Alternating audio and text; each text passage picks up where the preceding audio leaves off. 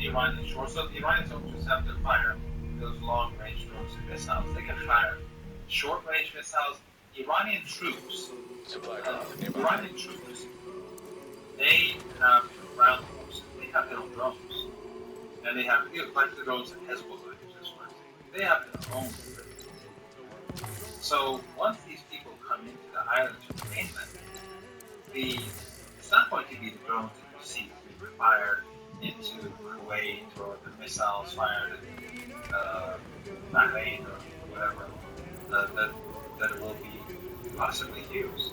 It will be far larger numbers of drones and rockets that will just come down raining on them. This is flatland, it's exposed, it's very close to the Iranian shore.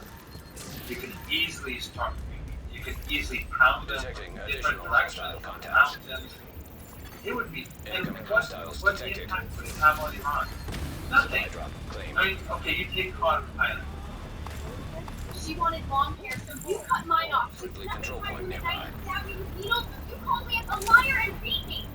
You drugged me in my skin and drained my blood again and again. You drugged me and took my skin spat on fur. Supply drop. Who's really bullying through here? She's sick. Chloe, go up on the streets. Not for anyone. That's just saved my life. I almost died so many times. The extra blood is the emergency. Who's got time to take you to the hospital? Besides you. Well, the Americans have already imposed a siege on Iranian ports. So oil is not going to the global market. So whether they take the island or they don't take the island, we're not having exports from the Strait of Hormuz. So they're only going to bring their troops in to say that, what they want is land and help Iranian Navy. But that's crazy. There's not a chance in the world that Iranian. Oh, fuck. The Iranian number one strength is its ground force. Exactly. And its ground forces have been equipped with missiles and rockets, and they have their own underground bases, and they're using the geography to their advantage. I mean, didn't they learn from the fact that Iran has been able to use all these underground missile and drone bases to defeat them? Have they come to the recognition that the Iranian effort is as such that people simply, it's really a strategy. Oh, Americans should learn by the Iranians will defeat them. So, you can take the hard island, okay, Iran can't export oil, but Iran isn't exporting oil. So, and then you can bring your forces in, Iranians can kill them much more easily, or capture them. And then you have a completely new situation, and meanwhile, the global economy is sinking. Because the clock is ticking. thank you. As all, and whatever is going to happen, whatever happens, no oil, no energy, no fertilizers, no chemicals are going anywhere. And then the Red Sea is added. It's just crazy, but, we're dealing with an irrational, the West is completely irrational. The elites, they have no sense of morality, as we saw in Gaza and across Palestine. They have no sense of honor, as we see how they negotiated, they tear up their deals, Iran on multiple occasions, others as well. It's just it's an empire that's falling apart and it's lashing out. Oh, dig over there. Sort of like someone who's swimming and drowning and sort of lashing out, trying to save himself or herself. That's what the empire looks like. Dangerous, An agent needs but assistance. dying. Drowned. You I think know, what is missing in the understanding of people, because yesterday I was listening to General Keith Kellogg, he's arguing against occupy the go to do something, invade Iran, some of these islands. But the problem is that they don't understand, as you mentioned, the Iranian Air Force, the ground forces of Iran.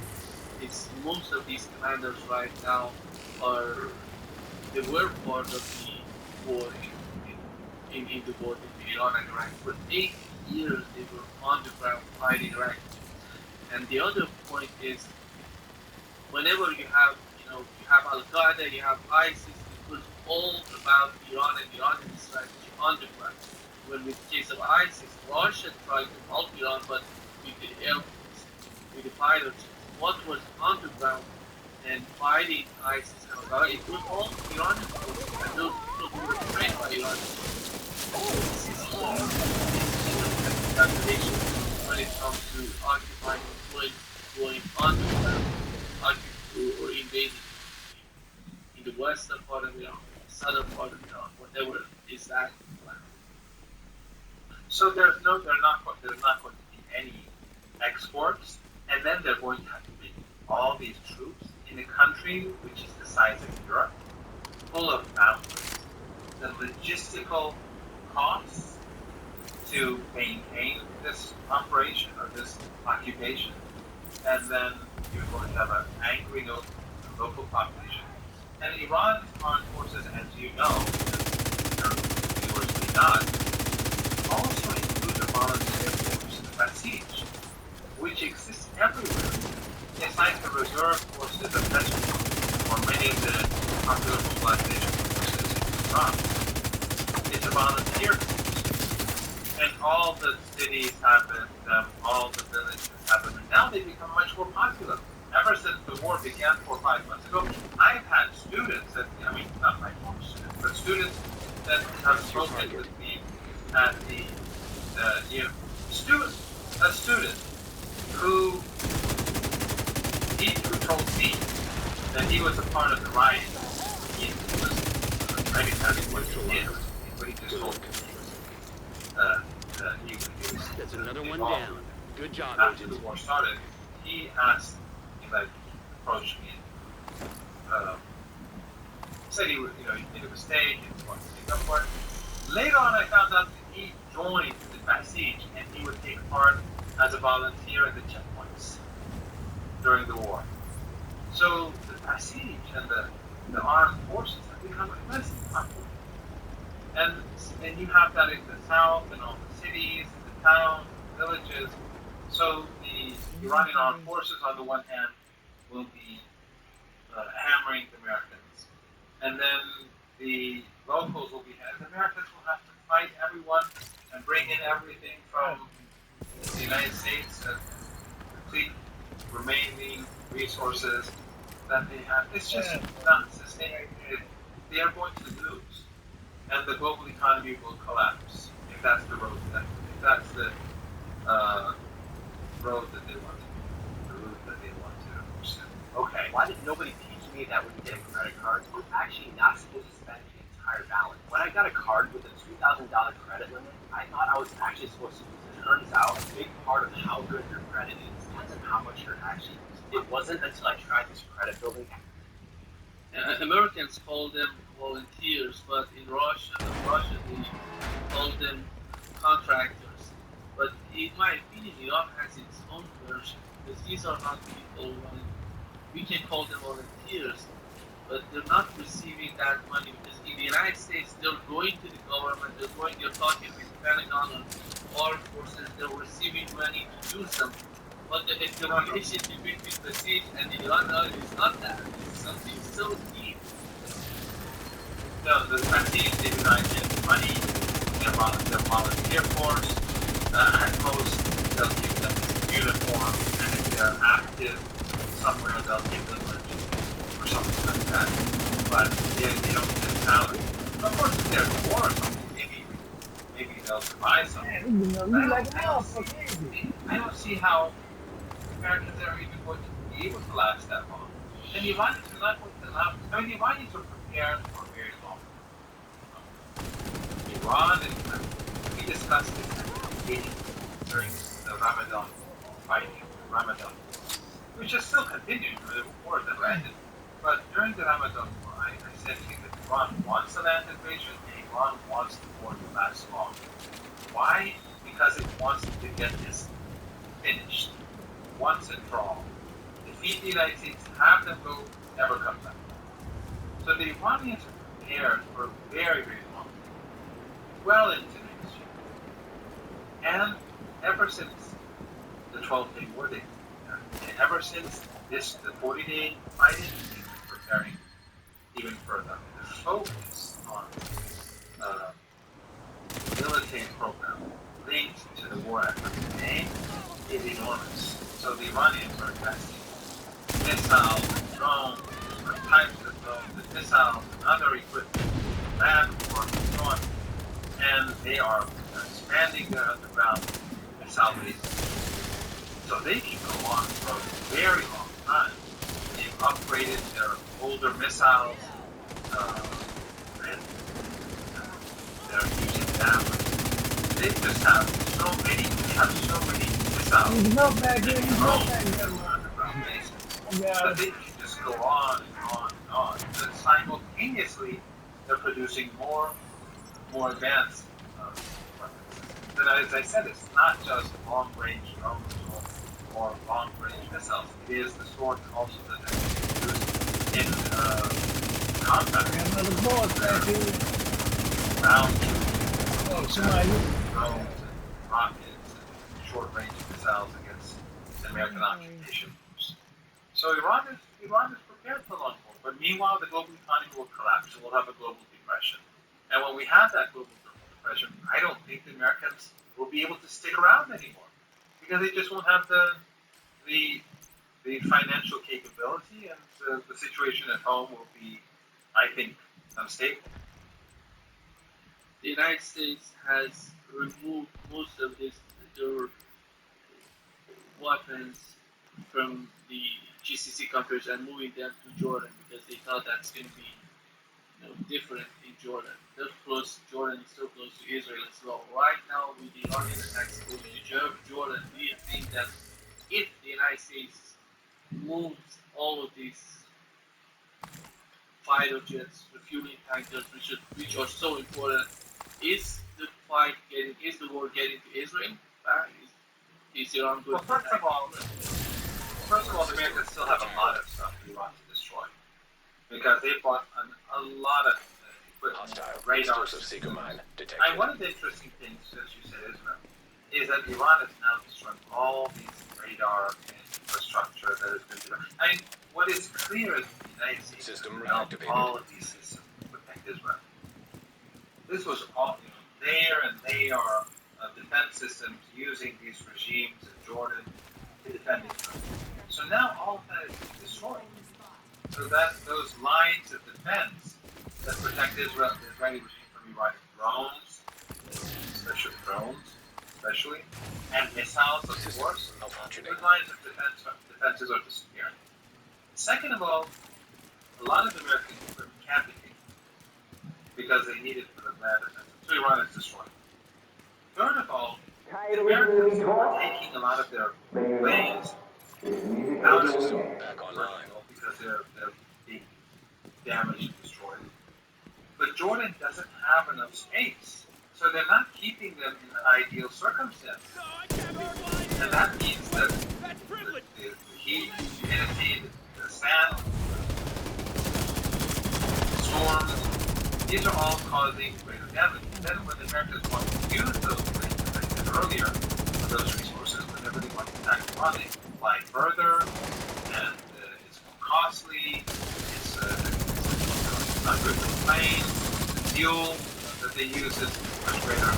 And then, of course, now that it's fun, we have to move again. So, it could be, but I don't think Iran wants to initiate war. I think that Iran is going to wait. Well, no. One is that Iran does not have a policy of changing war against their religious principles in general. Iran also does not want, I think, the situation inside Israel is very bad. And Target is near you, Agent. Conflicts Forum, Alistair Crook's organization, and his wife Ashley, she does this work. They do a lot of good work on Israeli press and so on. The situation in Israel is not good at all. It's very bad. It's very explosive. And so I personally don't think it's a great idea for Iran to initiate. Let them, the election is approaching, let the tensions and the hatred and the hostility grow, and let it help Netanyahu to run attacks first. That's probably Netanyahu's right. He wants have cameras. And it doesn't work good for achievement, because as I said, layers of defense right now are being destroyed.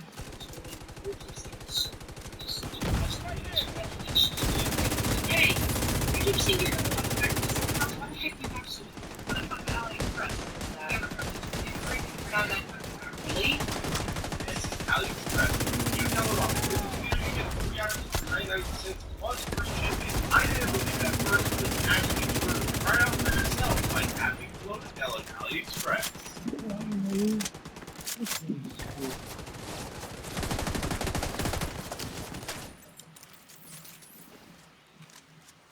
This flooded device killed all our roaches in 7 days. I thought our roach problem was small, but I had no idea how bad it was going to get. But when I opened my pantry to pack Hannah's lunch, and 3 roaches literally scurried out of the cereal box, that's when everything changed. I screamed. Hannah came running to see what happened. What started as a disgusting moment turned into a full-blown nightmare. Hannah was horrified. Mom, I don't know all I I started checking everything, crackers, pasta boxes, even the bread, finding roach droppings everywhere. The worst part? I've been making breakfast from that same cereal box for weeks. My stomach turned thinking about what we were eating, and I needed a solution. Chemical sprays, not where I prepare my family's food. Those sticky traps. So, yeah, I think Israelis, while not being correctly involved right now, is increasing the problem. Because those layers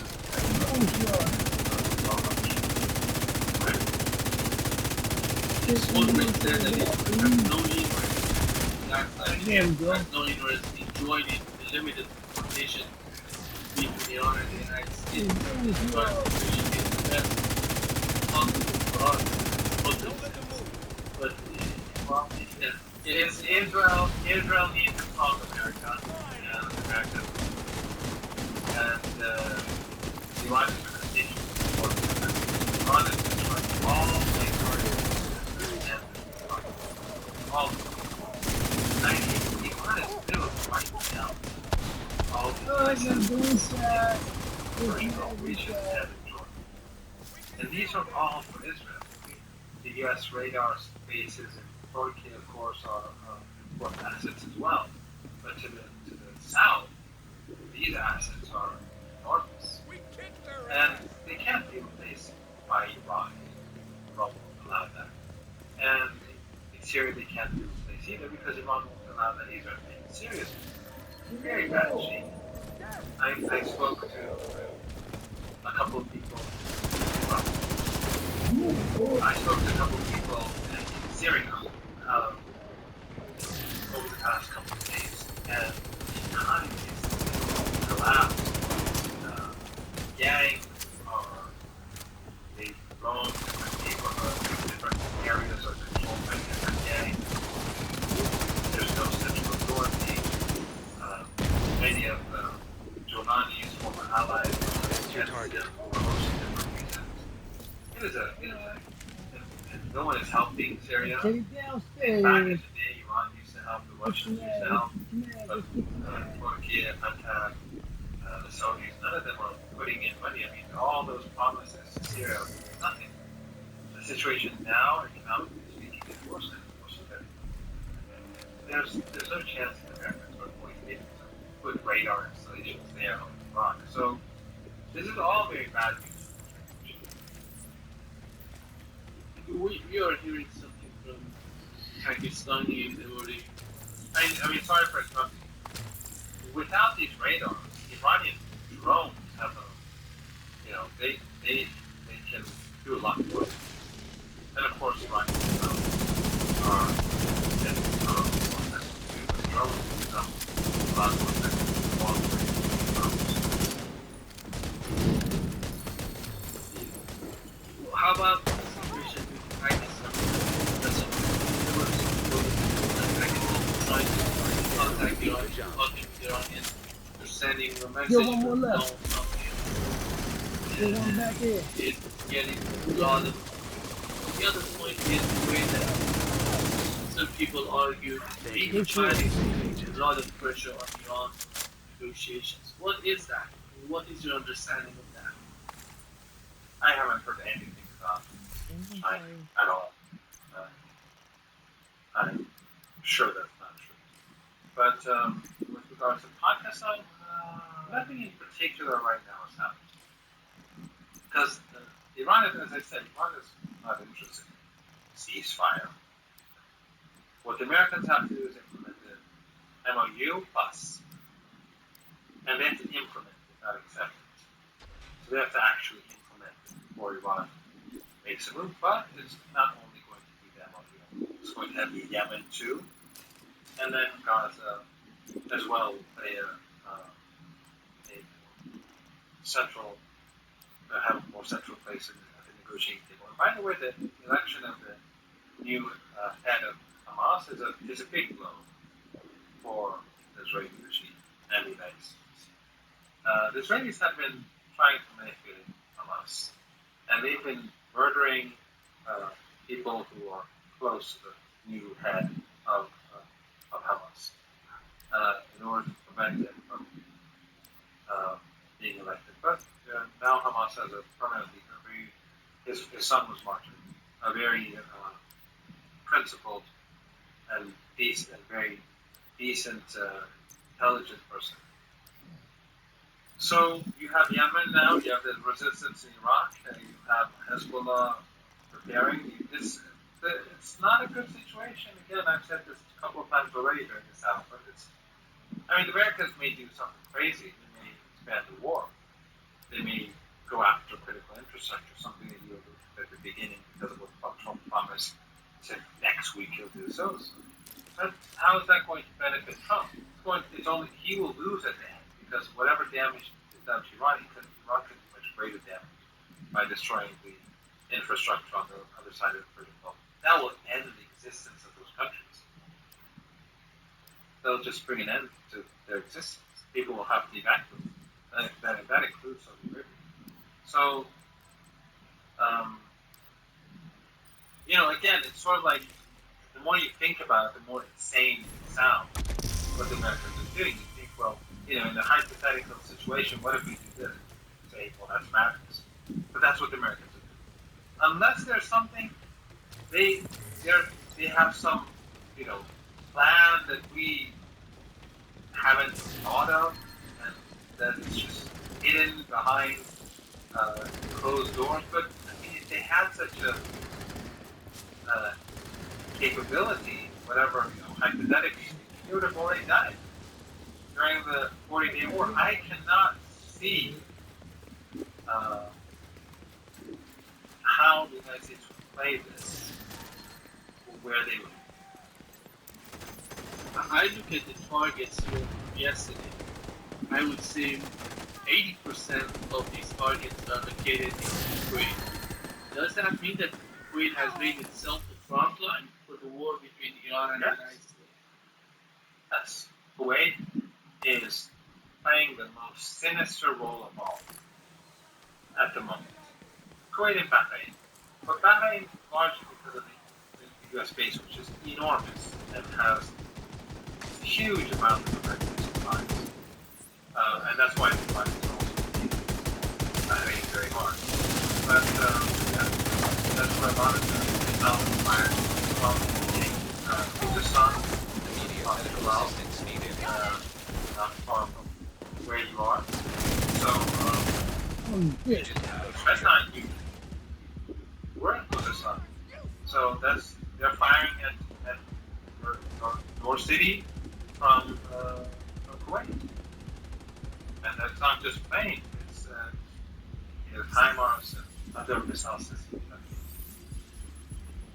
But also being destroyed by the my behind, behind. Iranian intelligence, the Iraqis are gathering information, the Kuwaitis gather information. As soon as the United States makes a move,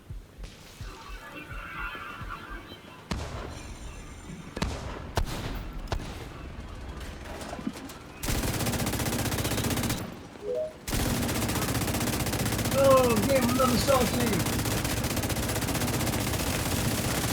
This settlement check Serious trauma detected. and it came from a car accident I almost forgot about. I never imagined something this big would come from an accident that felt so small at the time. If you've been in any kind of vehicle accident in the past 2 years, even if you think it was minor, even if you were entitled to far more than you realize. Here's my story. I was stopped at a red light when, bam, a distracted driver slammed into me from behind. The Iranians. The sniper out is away. Yeah, you go over there. Right there. Do you believe, Professor Landy, that at the end of this escalation there would be some sort of sanity in Washington? Or if Iran is planning to continue this war until Donald Trump, the presidency, basically handing it to the next president of the United States? That's the way that the United States is organized. And it seems that the Russian just somehow feeling comfortable. I don't know how, with the case of the Strait of Hormuz, how are they going to manage this? It's impossible for Donald Trump to manage that. Israel is not comfortable. Israel is because it's manufacturers. It's lines of defense that Iran destroyed. And the country is internally Oh, I got. in a very Oh, bad shit. state. So, but Americans, I don't know, I have no idea. I've given up trying to understand Trump many months ago. Whenever, I think I said this on the show before, whenever like they invite me on like RT or Chinese television, because rarely they literally stop writing this. Unless on very rare. But whenever people like invite me and say, well, Trump did this tweet and he said this, and come and talk about it, every single night. I have no idea what it is. Because he will constantly take down the problem. So I do not have Immediate medical assistance needed. to understand Agent down. what goes in Trump's mind. I gotta I change probably my have to mood. be insane to sort of be able to comprehend his incentive. But You want to go hard to go down. Iran is prepared for a long war. Iran is prepared for a massive invasion. And since Iran is close to Strait of Hormuz, that's all like close to the Red Sea, time is not on the side of the And I don't see how the Americans take the Strait. I mean, if the Americans Oh, you gave it to Matt. they can't. Oh, man, So so they good. would bring in a couple of 100,000 people. Let's say to take a big chunk of area around the street. On fires and missiles and drones and those ships hundreds of kilometers away. And Iran doesn't even have to strike them in the strait. Let's say a ship gets through into the Strait of Hormuz, goes on its way to Sochi. Iran can strike it from Ahvaz. You can strike it from Khorramshahr. You can strike it from the north of the Persian Gulf. Iran doesn't have to be anywhere near the Strait of Hormuz. So into Man, where did you definitely give this man? You it want doesn't to. have to go all the way to the north. So Iran can strike anything from anywhere, just like Iran when it fires missiles in Jordan. Damn, another. Sometimes it fires north of Iran, south of Iran, east of Iran, west of Iran, sometimes from central Iran, when it fires from them with the machine. Right? So it has many options. There's no, this is not the 20th century. Plan to flag alongside the shore and say, okay, ships can now cross. Holding the shore doesn't mean anything with the new technology. And you only Another doesn't hear up here. Where they at? I think the rhetoric of Israel getting so comfortable is because of the internal because of what's going on in Israel. Benjamin Netanyahu wants to sell that to everybody. Oh, there they go right there. We are in a better shape. We've done a lot for the Iranian nuclear program. The diminished Iranian power in the region is not that dominant right now. So, as an outcome of that decision, pulling forward we are in a better shape still. We don't need to join the fight. In reality, there's a paradox. Yeah, I mean, the rhetoric on Iran is always Iran is falling apart. How is that possible? it's impossible to resolve that paradox. But now they will destroy the Iran program. Iran has moved its nuclear program under bigger, fatter amounts. Okay, so is it destroyed, or are you in a better situation, or are you in a worse situation? What is it? So it does. Their narrative never makes sense. Like, Netanyahu says, "I've succeeded in destroying them," but then he's at the same time telling the Americans, "No, their program is it's actually worse because now it's in a much better protected place." And then no one in the West calls out these inconsistencies, paradoxes. That's just it. But obviously the Israeli regime is not in a good place. Thank you so much, Professor Maraghi, for being with us today. Great pleasure, as always. Thank you very much for inviting me. It's always a great pleasure.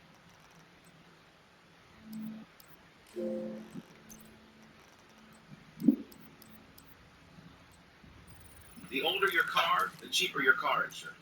Was your car made before 2022? Because I found a car insurance provider that gives out premiums at an 81% discount for older cars. And guess what? If your car costs less than $100,000, you can get your monthly premium down to $59 flat. Your credit score and location don't even matter. The best part? Getting applied isn't rocket science either. It's fully online and takes just 3 seconds. Click the Learn More button below, fill out a basic form with your car's make and model, and get an instant quote. No prep needed. It only takes a few seconds to save hundreds.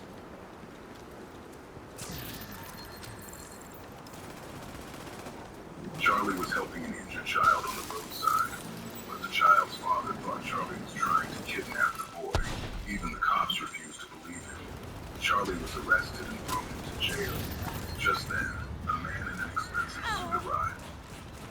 Mr. Stephen Thompson, you didn't have to come all the way. You could have just called me. Cut the crap. Release the man you arrested right now. When the cop asked why, Stephen told the truth. Charlie is one of the richest and most powerful men in the world. Shocked, the cop rushed to Charlie and apologized. Even Charlie himself didn't know about his true power until the day the shocking truth finally came to light. Pay $1 million within an hour, or go meet your foster mother in heaven. The CEO of the hospital threatened Charlie and walked away. Charlie hesitated there, not knowing what to do. Aunt Lena had raised him in her orphanage. Now she was dying. Charlie decided to swallow his pride and beg his in-law, that hated him from the first day. Grandma, could you lend me $1 million? Aunt Lena from the orphanage.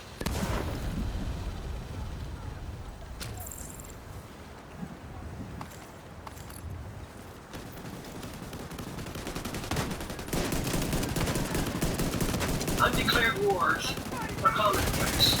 Tragically, our government engages in preemptive war, otherwise known as aggression.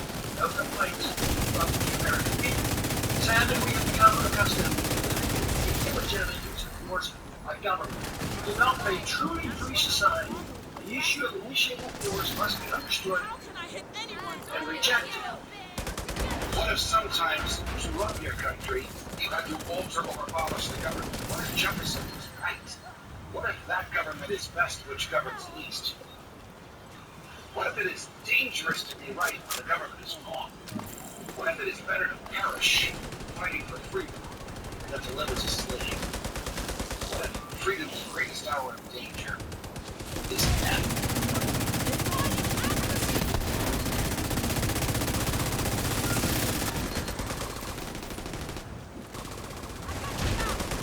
Everyone judging freedom today's Tuesday, July 21st, 2026. I'm your friend, Professor Chairman now. You know, I was away from Mr. Chairman, missed you terribly, as do a lot of our fans in Europe.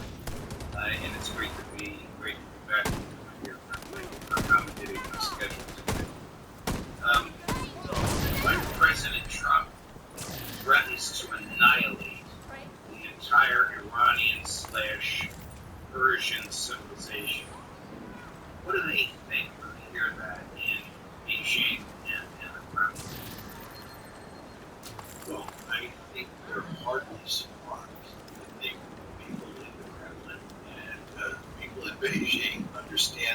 United States is a mortal enemy.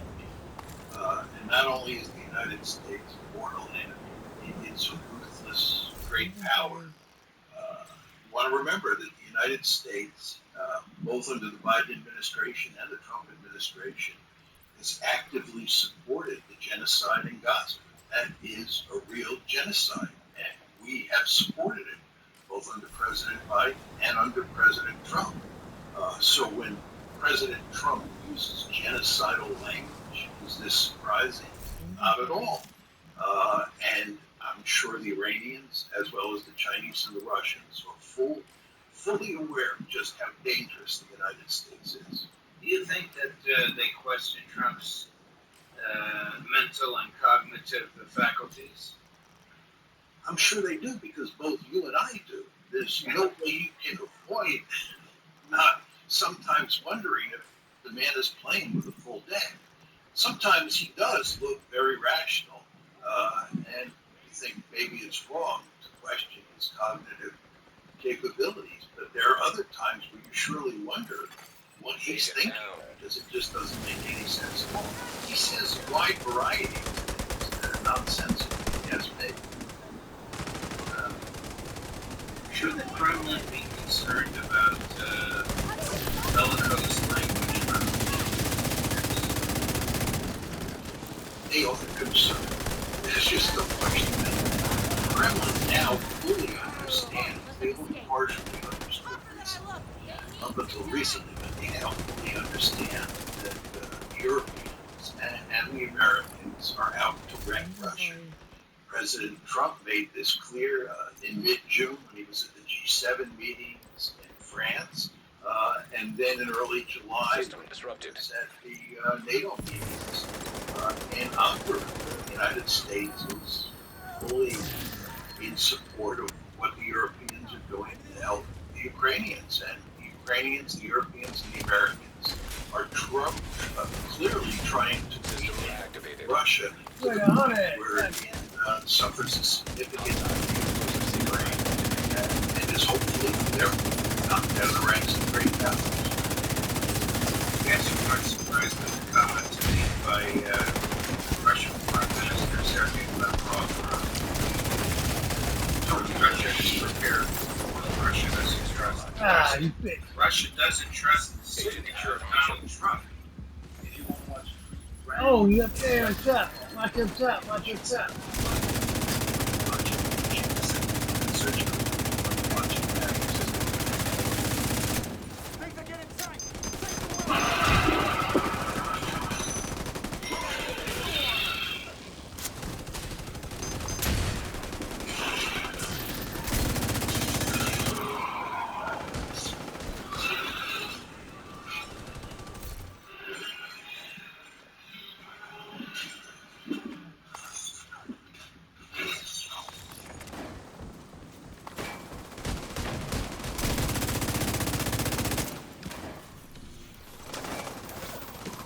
So you're out here buying everything from TikTok shop with the same stuff as cheaper on all these Some people still don't know about AliExpress. Let's change that. As a new user, get free shipping on your first order with our amazing 3 for 99 cents offer. That's right, enjoy free shipping and returns and on-time delivery guarantee. No more waiting or worrying. Our 75-day buyer protection policy and secure payments. Explore over 100 million quality items at competitive prices, from the latest fashion to must-have gadgets. Download the AliExpress app now to unlock unlimited deals.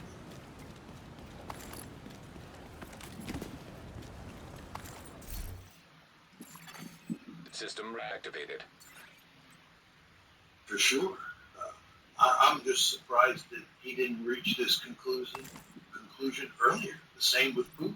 I mean, it's been clear for a long time that the United States and the Europeans, and of course the Ukrainians, have their gun sights on Russia. Do you expect the Russians to do anything against a NATO nation in order to diminish its ability to fund Iran? Ukraine? Well, I think in terms, there's no need for the Russians to strike into Europe. Events on the battlefield are moving Russia's way. Ukraine is in serious trouble, and therefore, the situation on the battlefield does not compel Moscow to attack into Eastern Europe. The really interesting question has to do with the long-range drone war that the Ukrainians, with the assistance of the United States and the Europeans, is conducting against Russian territory. And for a while, it looked like the Ukrainian long-range drone offensive was causing huge problems for the Russians, that they might attack into Eastern Europe as a way of putting an end to that instead of attacks. But at this point in time, it looks like the tide has moved in the other direction. Those drones are not quite as effective as they once were. So it doesn't look at this point in time like the Russians will attack into Eastern Europe. Is the United States at war with Russia? I think it basically the Europeans are as well. There's no question we're not directly engaged in the fighting in the sense that we have soldiers on the ground or pilots who are flying aircraft that are engaged with Russian aircraft. That's not happening. But we are providing huge amounts of weaponry for the Ukrainians. We are providing important, essential intelligence information. We are helping them to plan various operations. And there's no way that Ukraine could continue to conduct this war if it wasn't for the fact that the United States and the Europeans are supporting Ukraine. So I think in a very important way we are at war with Russia. Oh shit!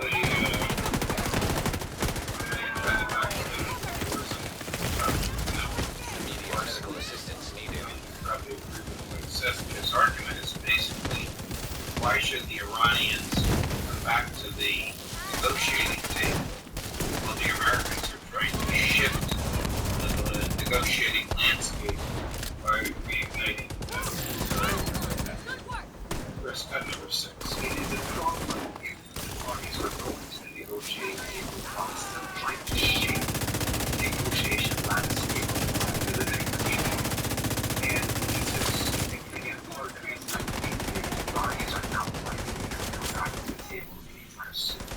Because they see the United States aiming to achieve what it wants to achieve at the negotiating table and achieve the United States action in order to be able to improve the situation. And as a result, the parties are not going to come back anytime soon. But I'm trying to make sure that this round becomes as painful as possible for us, so that the temptation to go back to military action when they are inside becomes diminished until we have a full commitment for diplomacy and truly setting aside military action or other efforts to try to shape the landscape. We're not really going to deal with this Commitment is truly setting aside military action and shape the landscape. We're not really going to be able to see diplomacy succeed. Why should the Iranians trust any from the United States? The Americans duped them in June, duped them in February, and probably duped them with the Memorandum of Understanding. Well, let me make 2 points that answer your question. The first is they treated us right. The Iranians have a vested interest not going to the negotiating table at this point in time. Because the longer the war goes on, the more coercive leverage the Iranians have over the United States. One can make a very powerful argument that the Iranians were foolish to sign the Memorandum of Understanding on June 17th, and instead what they should have done was continued the war, because in that process they would have gained more coercive leverage. But there's no question in my mind that at some point the two sides are going to have to sit down. It will become apparent to the Iranians as well as the Americans that they should negotiate. It's a very important point. The Iranians will drive a much harder bargain this time than they drove in the lead up to the June 17th memorandum for exactly the reason that you said. You cannot trust the Americans. Now, it's very important to understand that in the run-up to the June 17th memorandum, it was the moderates inside of Iran who were basically in charge and got their way. The hardliners lost in that fight. But given what subsequently happened, i.e., June 17th memorandum of understanding fell apart, the hardliners are now in the driver's seat. And what I'm saying to you is not only are the hardliners in the driver's seat, but the longer this goes on, the more coercive leverage they have. So when we go back to the negotiating table, which I'm assuming that we will, the Iranians are going to drive a harder bargain. They're going to make it perfectly clear in the new memorandum of understanding who controls the strait. Furthermore, I would imagine that they will insist that they get almost all of their frozen assets up front, again, because of the trust issue we raised.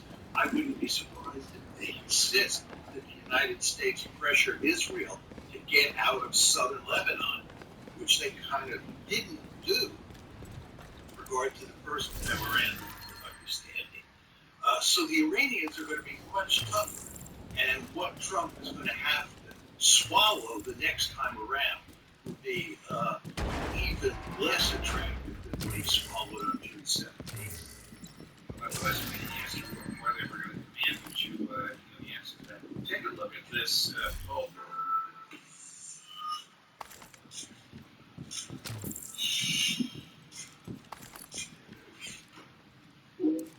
See what happens next on TikTok. Download now.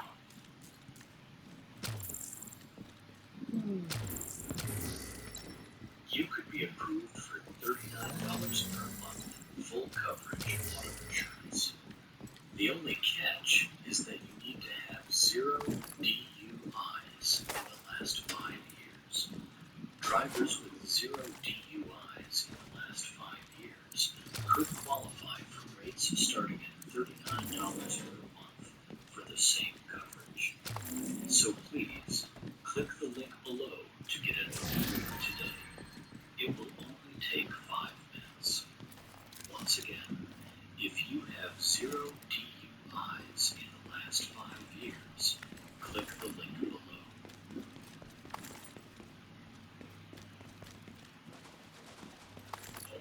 From the Washington Post, will you approve or disapprove of the way Trump is handling Iran? Approved 29%, disapproved 69%. Those are extraordinary numbers, are they not? As we are 4 months shy of the midterms. I'm surprised the numbers are not higher. But you want to remember that there was no enthusiasm for this war before it started. And then what's happened since February 28th is that we have failed to defeat the Iranians. We have failed to get them to cave to any of our demands. And furthermore, they've won on a number of other issues that were not apparent before February 28th. For example, the strait was open on February 27th. They now control the strait. We had a huge basing structure in the Middle East, in the Persian Gulf, on February 27th. That basing structure has basically gone away. We had a formidable alliance structure involving the Gulf states on February 27th.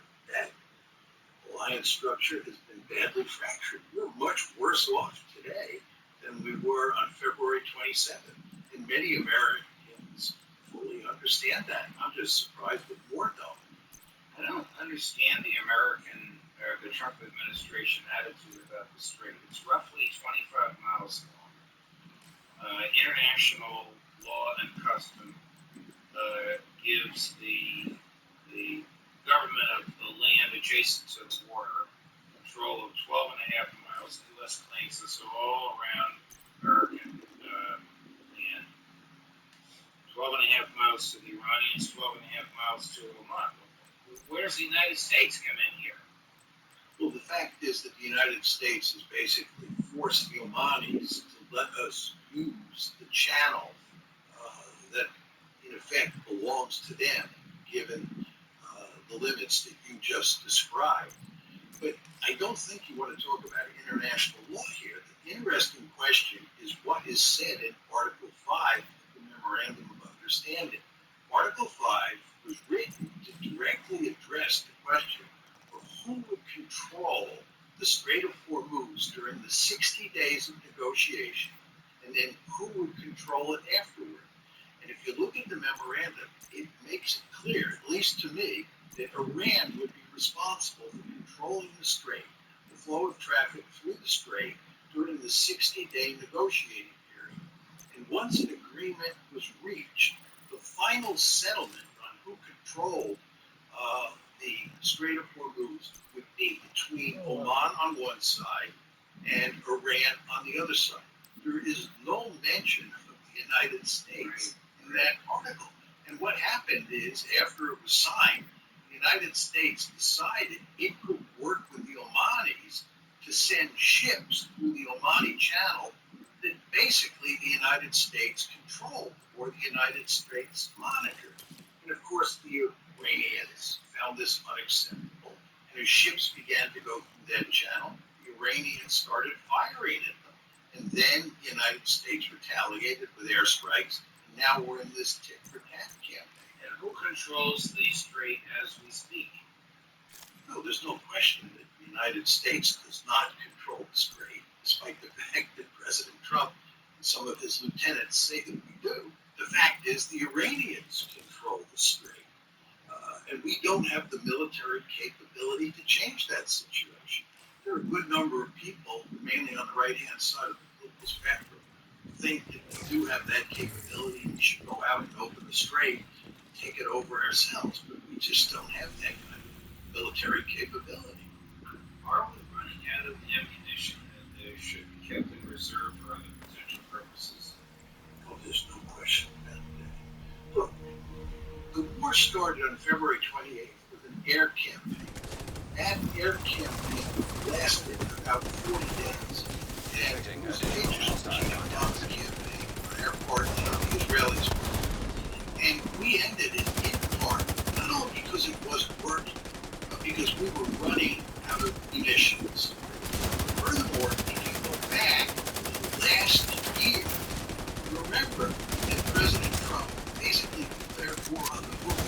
This is March 2025. After he was in the White House. And after 2 months, in May 2025, he quit. He couldn't beat the Houthis, but we were also using up precious ammunition against the Houthis. So the point you want to keep in mind here is that we have a lot of boutique weapons. They cost a lot of money, but we don't have that many of them. And when you get into a war with a country like Iran, which is firing ballistic missiles, cruise missiles, and drones at American bases, at your allies in the Gulf, and at Israel, you're going to end up using a huge amount of weapons in your inventory to deal with that. And therefore, Larry Johnson has made it very clear on the work that he's done that we are in desperate straits when it comes to the number of weapons in our inventory. And the fact is that we're not just concerned about the Gulf, we're also concerned about Europe, because we have commitments there to keep weaponry there, and more importantly, East Asia, where we're interested in containing China.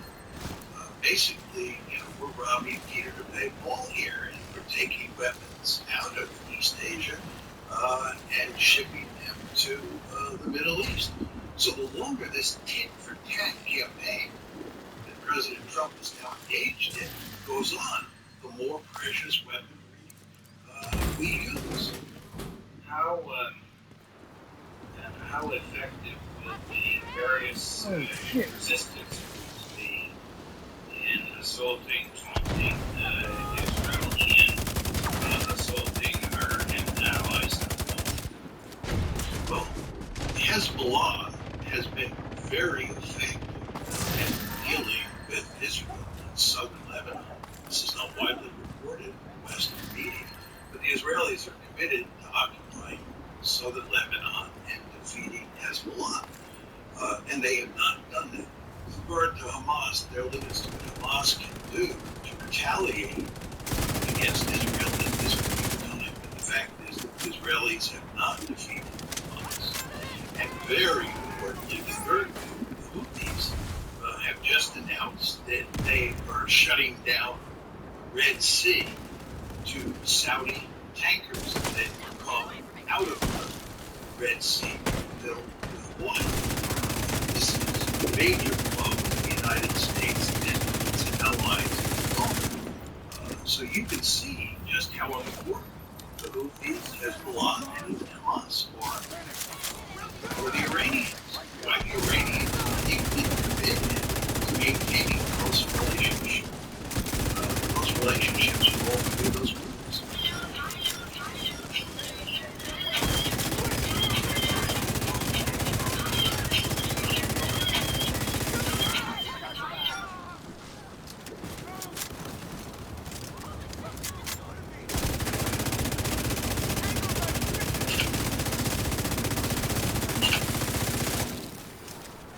An agent needs assistance.